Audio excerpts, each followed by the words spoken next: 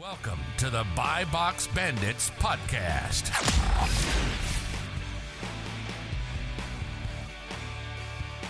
What's up, everyone? Welcome back to the Buy Box Bandits podcast. Today, we're joined by a part-time seven-figure seller who is really able to use Amazon to transform his life. We got the man, David Prochaska, here with us today. And I said it wrong. The C is silent, Prochaska, but you guys know him on the brand as Prochaska. So we just went over the last Literally name just not asked. even 15 seconds ago.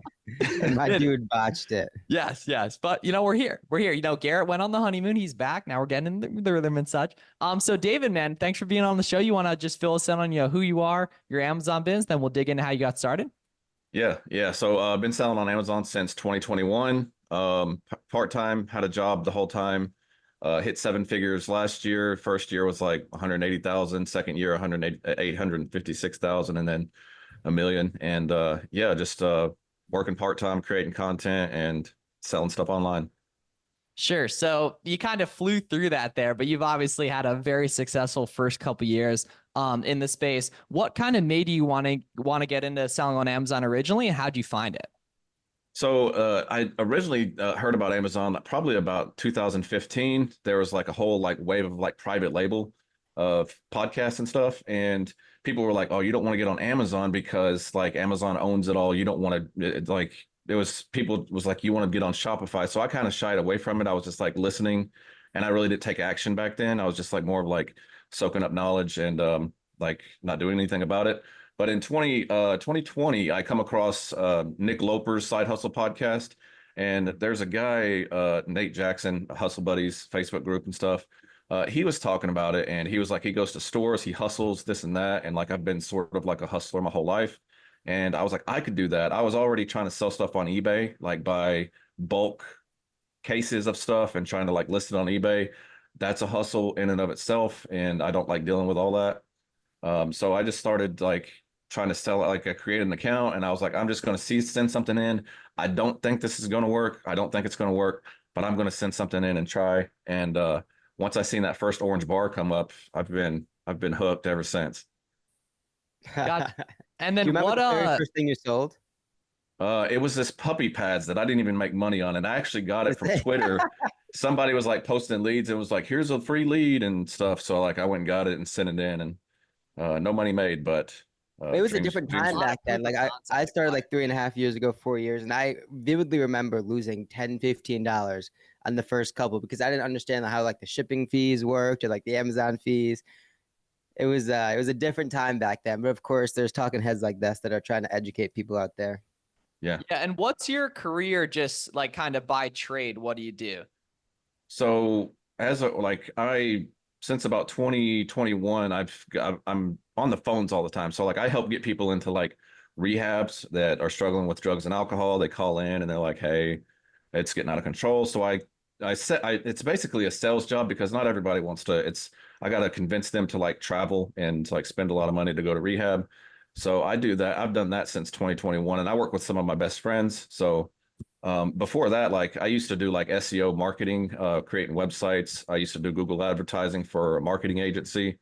I ended up getting fired from there for one thing or another, and I just chose not to go back down to do all that. But something on computers or communicating is something that I've done forever. Yeah, I can imagine that is probably substantially harder than, finding a good deal on Kohl's, finding a good deal on Walmart and everything. And I also kind of relate to the point you said about the private label stuff, in that private label is obviously more complicated. There's more kind of moving parts. Meanwhile, there's less of a creative element to arbitrage, and retail arbitrage is kind of just hard data and everything. So is that what really appealed to you about Amazon specifically?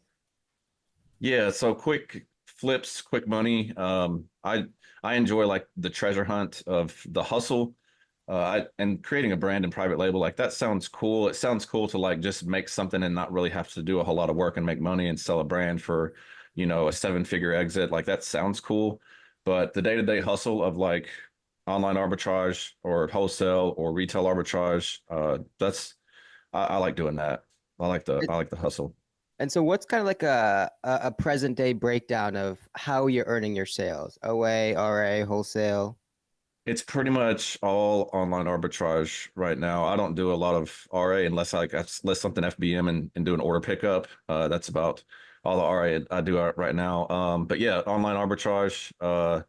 I've done that. Like I'm not a big fan of like going into stores like I used to. I just don't have the time, and I send a lot of stuff to Prep Center now. I do prep some of my own stuff, but yeah. Yeah, well, that's important, that point, because you use, in my opinion, right, you use the initial momentum of putting in a little extra hustle, a little extra work into retail arbitrage, but that actually saves you time. It saves you those couple of days of waiting for stuff to get in the mail. And now you have a lot more leverage because you trust that this works, you have the skill, and now you can delegate a little bit more. Right. So you said primarily just OA to Prep Center. What's causing you to prep some stuff yourself? Sometimes things don't make sense for me to like for instance, I just bought some sweatpants that it cost me $2 for apparel at my Prep Center. I bought them for about $10. I'm going to make $4 or $5 each off of them. So if I send it to a Prep Center and like, you know, the odds of it coming down in price, or it could tank a little bit. It's not like that's not a good return. So stuff like that, or Lower priced items, yeah. yeah, lower priced items. You know, things that are a bundle that like I buy for $6 and would make $4 profit. It takes me $2 a bundle at my Prep Center. So just things like that. And so, what state are you in? Tennessee. Oh, so And that's is super what's high sales tax. Yeah, 9.5, 9.75, right? It is a high sales tax. It is a Yeah. high sales tax rate. Things that like have a sales tax, I send to my Prep Center, my Prep Center is in Missouri, and it's like 5% sales tax, but like they only charge me $1 to prep their items. So, and I've just submitted the sales tax for like Amazon, Walmart, Best Buy, all that to some of that I can send to my Prep Center without. But like if I can, like, I don't buy stuff taxed and get it to me. If I send it to me, it's because, you know, I get it for, tax exempt. Yeah, and that's so a major pro tip on the tax exempt. Like a lot of people aren't hip that you can do that on Walmart. You can do it on Amazon for Amazon to Amazon types of flips. Home Depot, Lowe's, and a couple other states. And then for a lot of retail arbitrage purchase, you always want to have that resource certificate with you in case they do take it, which in a lot of cases they will, especially if you're, a likable guy. You got a nice smile like David and everything. Yeah, it's yeah. kind of Even like, Dollar General. Well, I take my tax exemption there when I used to do big RA runs and stuff. but I mean, most people are going to be scared as hell to bring up that paper that weighs Facts. 10,000 pounds and show it to a real person. Yeah.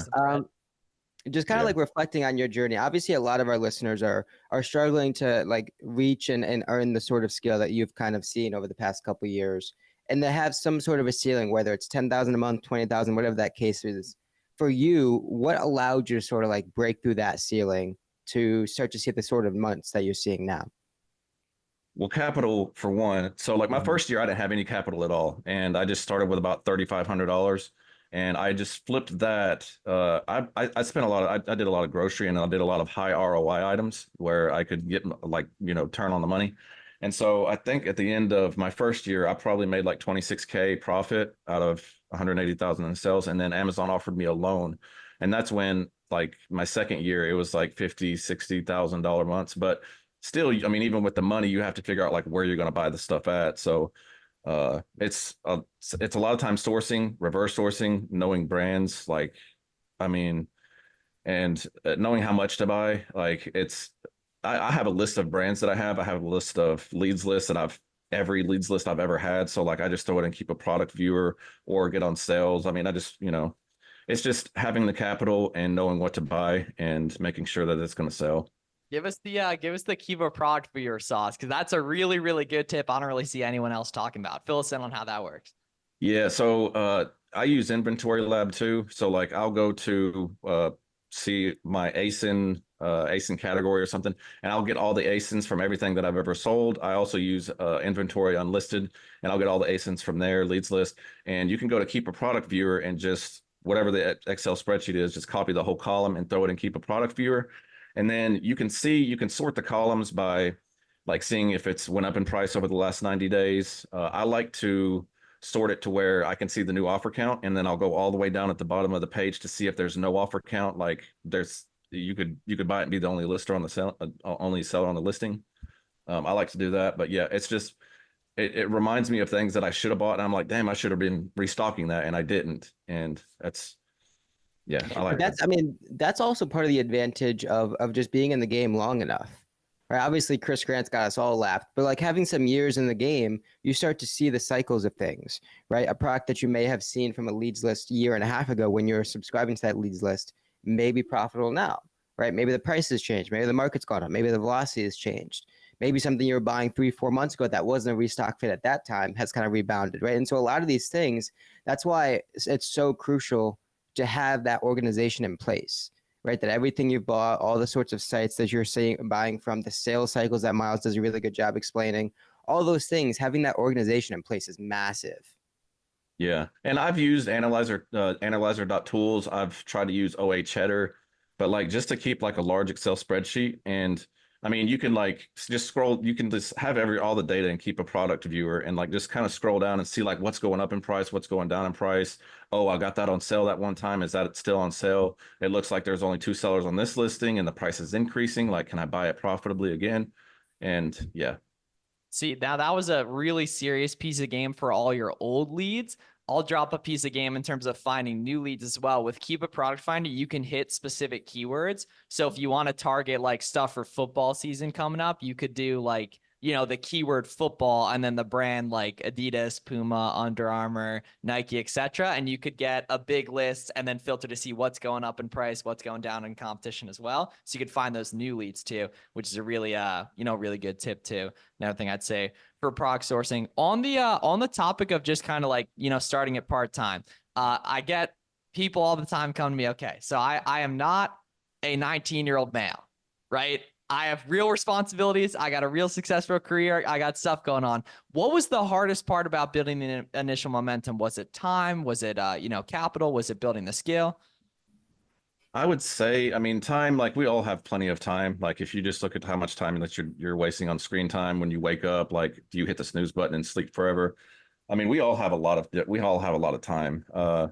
Really just capital was an issue at first, knowing what to buy. Like it does take a lot of time to learn things, but like you have to become obsessed with it. It's not something that you're like, I'm gonna try this on a Friday night and see how it works. Like you just have to do it every single day and just trust that like even and know that you're not going to make a lot of money at first, but like what you're doing is going to build a skill to make you a lot of money down the road and just And getting it's started. the momentum is so huge, right? It's easy for the 20-year-old college kid to build momentum because they can meet a lot of the friends early on, right, with through social media. But for the older folks, it's probably a little bit more uncomfortable to get on social media and build that momentum, right? Because when you don't have momentum organically from sales, you have to manufacture it from people, right? You have to get a group of people around you that's doing the same sorts of thing. Where when you're not having this success, you see it around in their inner circle of people trying to do the same sorts of things in the same sorts of scenario, right? People with 9 to 5s, people with families and corporate jobs and those sorts of things. You need to really manufacture that momentum early to allow you to get to the point where you can start to see it organically from your own production. Yeah. Also, too, I used to early on, I would go to stores and I would take pictures of things. And so, like at my job that I was at, I would be searching on my phone while I'm talking on the phones and stuff. Searching on my phone, I would be plotting out where I'm going to go on my lunch break. I had an hour lunch break at my job I was at when I started, and I would just on my hour lunch break, like I would have like a lunch that I would eat like 5 minutes and then go source for like an hour, come back, load my car up, come back and work for another 4 hours. So I mean, there's all kinds of time, and I would like plot out, like I would map out where I'm going to go, in the beginning, like become obsessed. Yeah. I mean, let's face it, right? Find There's that 24 hours in a day. If you're sleeping for 6 to 8, working for 9, that's, I mean, a good 7, 8, 9 hours left, 6 hours left that you can be doing. Of course, a couple hours for this and that, but I mean, there's time in the day. Plenty. Yeah, and you make time for what's important to you too. You know what I mean? Like I can tell this was a big priority. I know, Garrett and I was totally a big priority as well. And you just kind of got to audit. If you're listening to Buy Box Bandits, you probably care. You owe it to yourself to give yourself a shot going hard. You know what I mean? Because like the downside of like the business not working is like what everyone else's default option is, which is 40 years in the cubicle, which we can all probably agree is not, super ideal. But the key is that if you never try, you guarantee failure as well, which is, ideally not what we're looking for and such. So you've been really good and you've been getting more into it as well, just with the content side of things, being a presence in the community. Like I know I've been following you on Twitter for a couple of years, man, right? What inspired you to get on and start doing stuff like that? Uh, just like if whatever you want to make, like you have to like help other people, like the go giver attitude and just connecting with other people, sharing what you know. Like a lot of people don't want to share what they know on social media because they're not this big influencer and this big expert, but like you're in a perfect position to help the person that you used to be. And I think we just need to reach back and Oh, help That other was a there it people, bar. is. you Yeah, know. That was that a was a big bar. time bar. That's a Yeah. tweet. That's a Because tweet. it's like I always get the objection. I don't know what to post. First of all, document, don't create. Easy, old school Gary V. Right there as well. And yeah, make the stuff your past self needed because other people need that, and they got to get the value from someone, and it might as well be you. From a selfish perspective, ironically, right? But that also benefits others too, and It everything, does. which is pretty neat too. Yeah. Right. And that's it's interesting just kind of breaking that stuff down. So another part of your brand is like bodybuilding and fitness and stuff like that. So how does that kind of fit into what you got going on? And do you see any parallels between that and Amazon as well? Yeah, well, I mean, fitness kind of like parallels across all kinds of different industries. I mean, the discipline that you're going to have of planning, of sticking to whatever plan and doing what you want to do, whether you feel like it or not. Like it's just parallel across all kinds of different industries. It does take up a lot to do it, but it's what like was there for me when I had zero in my life and nothing at all. And if I didn't have that, I wouldn't be like I wouldn't be sane. Like I have to do something like that to But it's like you develop the callus, right? A callus of doing things that maybe you don't want to do, that don't have immediate return, things that aren't sort of pretty at the time, right? Going to the gym at 10 p.m. because you didn't have time early, going to the gym at 6 a.m. because you don't have time later, right? Going to the gym when you're tired or sore, those sorts of things, right? Going for that run when you don't feel like it. There's going to be a time when Amazon hits you with an account health issue, or the returns are fraudulent, or this, that, or the other, where you have to sort of work through something that's not ideal. And that's kind of the essence of what the fitness space is, and pretty much probably what it has provided for you and sort of your entrepreneurial journey, I would assume. Yeah, absolutely. Absolutely. It builds a good foundation of a mindset to be mentally tough to like handle whatever, like Garrett was saying, doing what you don't feel like doing, because plenty of returns are going to happen, plenty of like account health or Yeah, whatever it annoying is. Like headaches. it's Yeah. and to power through and like stay positive and know that like what you're doing is on the right path and you're going to get the result that you want later on. Just like fitness, it's just, not as quick of a return in fitness. And but it's rewarding. But it's that delayed gratification, right? You show up to the gym, you're not going to have massive arms that first day or the second day. Or if you skip a day, it's not going to hinder your progress long term. But the compounded effort over days and days and days makes a difference. Same thing with sourcing. If you don't source for an hour tonight, it's not really going to affect your business long term. But if you don't source for the next couple of weeks, well, it definitely will. Is there a marathon on the agenda for the next couple of years? Not a marathon. I am going to do a bodybuilding show though in August. I'm going to do a Oh, bodybuilding show. So like I'm about 8 to 9 weeks out. So it's oh, so you're it's about to getting get dialed in. it's shredded. I'm about to get. I'm pretty. I'm pretty shredded right now. But like, it's Shred just something that. that I want to do. Like, I got to thinking, like if I had all the money that I had in the world, like what would I want to do with like, and what kind of stories do I want to tell when I'm 70 years old? And like, I want to see what I could do on the bodybuilding stage. Like, I would like that's a pretty cool story to tell. And so So what's that look like diet wise, lifting wise? Give us a short breakdown. So it's cardio 6 days a week. Before I go to work, I work from 6 a.m. to 2:30, Sunday through Thursday. So it's cardio, 30 to 45 minutes of cardio, walking, step meal, whatever. 6 days a week I'm training. Right now it's like chicken and rice 3 times a day. It's tilapia and rice two times a day. And then I have breakfast too. Before that it was like keto because I had to get like down, and I wasn't taking in any carbs. I'm carb cycling now. So yeah, it's not easy. It's also like when you pose and get on a bodybuilding show and have to pose and do all that, like that's not easy to like some symmetric. I don't know how the word, but like have your body Yeah. symmetrical and like flexing stuff and like it's difficult.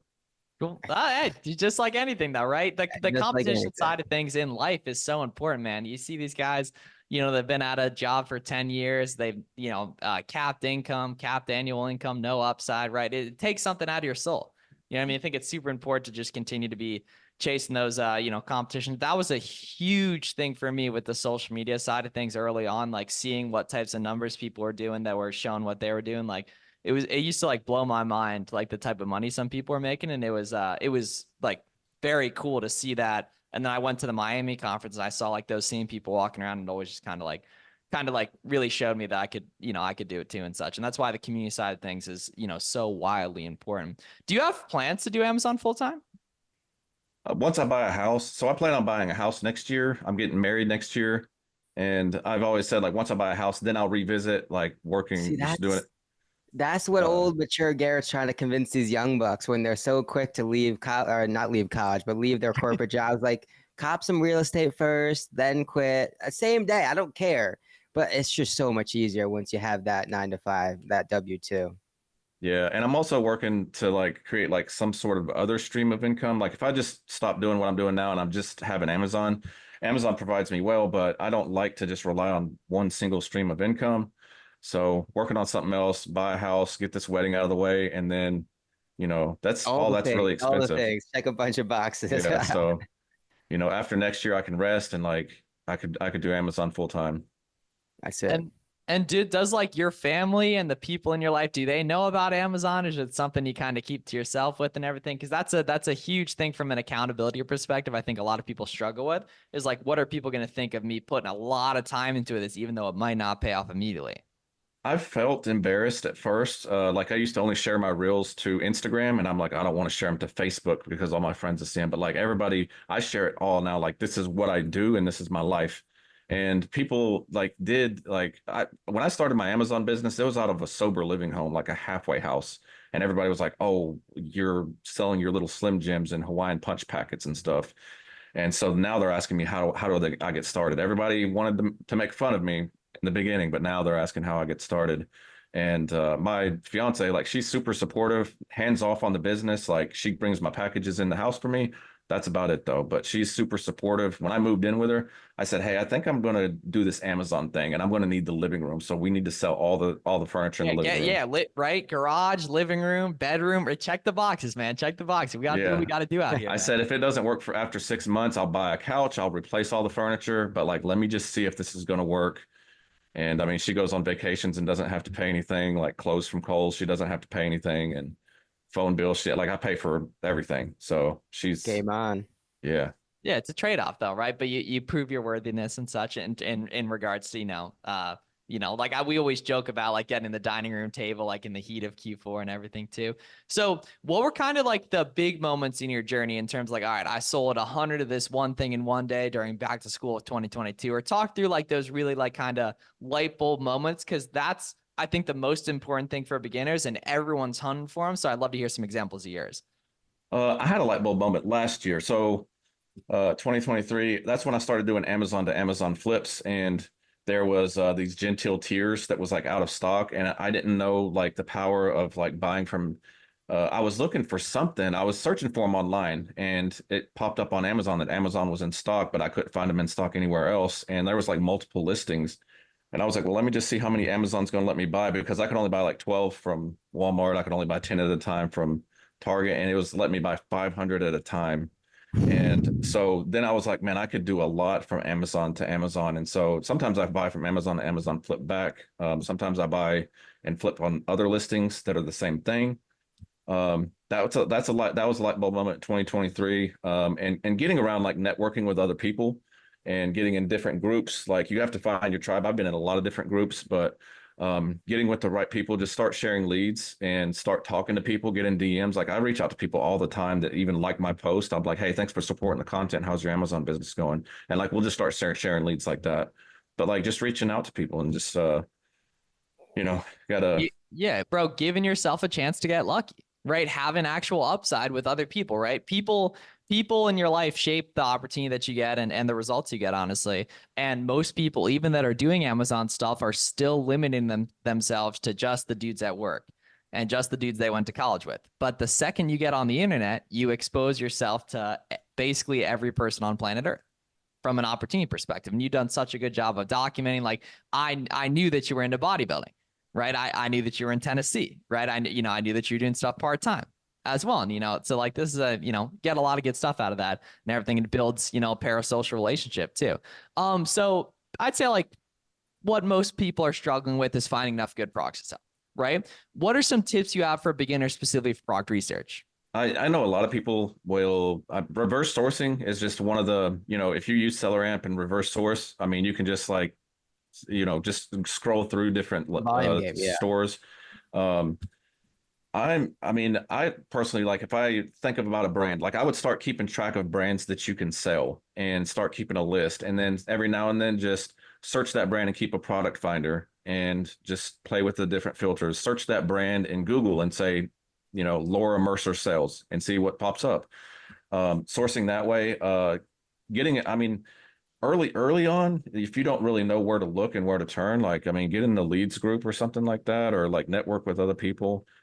You have to do that. Reverse sourcing though is like what carried me through, and then just curiosity of like you're like, oh, I didn't know I could sell this brand. This brand is this particular item for this brand is profitable. Is there other items for this brand profitable? Let me search it in Google. Let me search it on Amazon. Let me search it and keep a product finder, and just spider web out like that.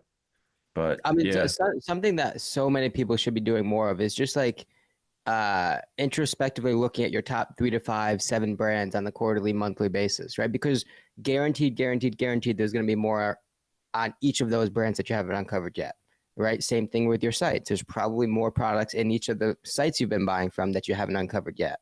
Variations, any product listing that has a variation, there's probably another variation that works that you haven't bought yet. So just from those 3 aspects, your own catalog is going to fuel a lot of your sourcing. Again, unfortunately, in the beginning, right, if you don't have a big catalog, it doesn't fuel as much. But once you just get that momentum, that traction, you're just off to the races. yeah, and also too, I mean, it's as bad as it does suck. Like manual sourcing, like just going to samsclub.com and going and searching all the products, searching them on Amazon, search them and keep a product finder. Like I've sold a lot from Bath and Body Works, and people won't do this, but I will. I'll go to Bath and Body Works and I'll go to keep a product finder, Bath and Body Works brand, and I'll go in the text field and I'll search every single one of the scents, and I'll do that for a Target sale. I'll actually hold my phone up to like the web page when it's a Target sale, and I'll just go one by one Amazon. Oh, that's gangster. Damn. I never even heard of people doing that. That's super gangster. Yeah, and you find other listings that like you probably wouldn't find on Amazon.com. You'll find like maybe something that's 250,000 ranked that only has like one person selling on it, and it's the same product. It's just like, I don't know, a different listing, but yeah. That's some serious heat on the multiple listings front, especially when you start talking about FBM on the same list or one product, 10 units, 5 and 5. You double your upside, you cut your risk in half. Right. Bang. Really, really good pro tip, especially with back to school approaching too. What just like kind of as we finish up here, I know you've had some big Decembers. What kind of goes into like what does Q4 look like specifically in terms of, is it a lot different? You doing a lot of FBM or kind of business as usual? I do a ton of FBM, a ton. I really only, for me, I like to stick to video games. I sold $86,000 worth of video games in 30 days. I made like 11,000 from that. I sell a lot of video games. If there's toys, I think about how am I going to prep this item to ship? Like what kind of, like how, if I will buy boxes ahead, but when I'm sourcing things, I don't just willy nilly buy whatever. When I buy it, I'm like, do I have the packaging to FBM this? And some stuff is just more of a headache than what it's worth.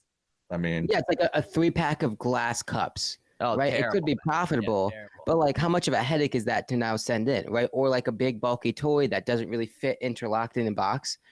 It's like a lot of those things, man. The maturity of an Amazon seller, it just grows so much. And you get excited at Q4 and you're like, oh, all this stuff is profitable. Like, look at the size of something, like check the dimensions on Amazon before, like, is it like 26 inches? Cause like, it looks like a Nerf gun that's like, handheld Nerf gun, but that thing is like 26 inches long. And like, how are you going to ship that once you get some FBM cells? And yeah, so I mean, I sell a lot of that. Yeah, right. Yeah, I get a lot of, I prepare a little bit, but like my Q4, I know a lot of people like they're like Q4 from, October all the way, but like mine doesn't really start until almost Black Friday, and then it's Completely like, agree. Yep, it's go time. It is go time. I get a lot of UPS boxes. I'll order those probably a few months, every 30 days, get some free UPS security boxes. There's toys and stuff that I get that I buy. Like I bought some Celtics toys. I'm not going to go into like detail, but like I went to Entertainment Earth and bought some Celtics toys that I think are going to do well. It's a gamble, but Celtics are about to win. So they're going to do. I was those. gonna ask, what's your prediction? Good Are we point. going That's a good Celtics? point. Yeah, well, gotta be if you're putting the bread on the line for the item, man.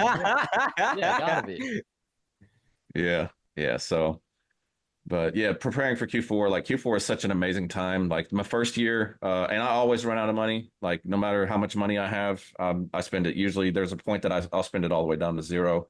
But yeah, video games, like I'm on top of that. As soon as they hit the sales, like I'm on video games.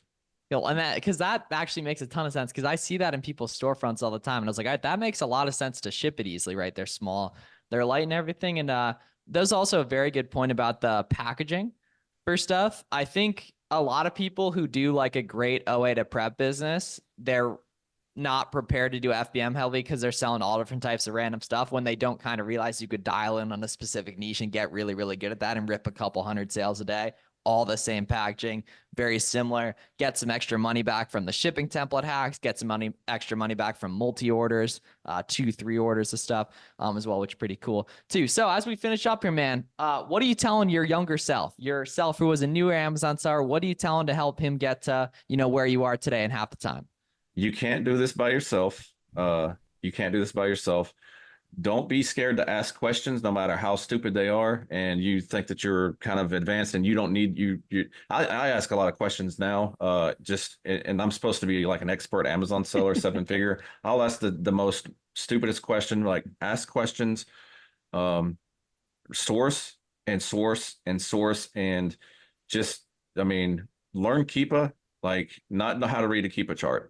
Learn Keepa and all the filters and Keepa product finder and the deals and learn all of that. Like if you can become an expert in Keepa, like you'll never have to worry about finding profitable products. You'll always find them.